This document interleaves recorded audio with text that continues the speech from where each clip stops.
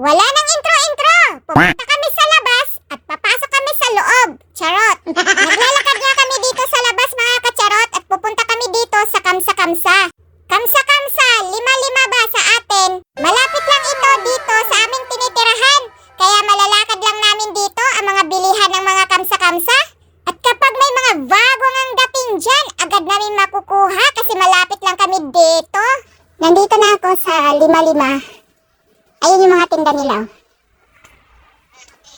Mga sari-sari ang mga tinda nila dito. Pero yung hahanapin ko lang, ang kukunin ko lang dito ay, yung pansukat. Ano ba yung panukat na hanapin mo dyan, Christian Vlogger? Hanapin ko na kung saan nagawi yun. Bilisan mo! Nahihila ko dyan sa video mo eh. O, saan ka naman umikot? Mga tinda yan, mga bote naman yung tinitingnan mo dyan. Mga bote oh. Babasagin. Ay, ito may cute oh. Ship cook.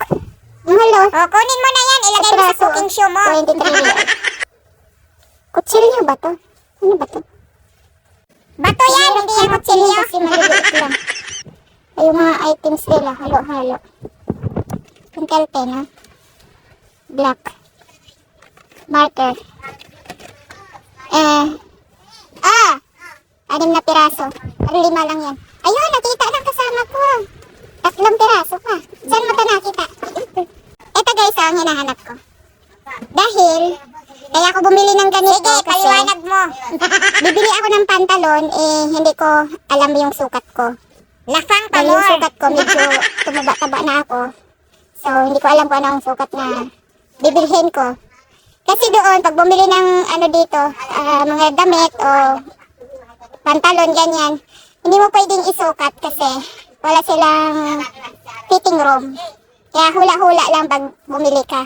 So, ang maganda na gagawin ko ay bumili ako ng ganito para sure ako makabili ako sa tamang sukat ko. Lalo na sa mga pantalon. Kasi sa pantalon, mahirap kumuha ng size. So, ito lang yung binili ko. 5 real. 5.75 pala. Ayun, halaga mo.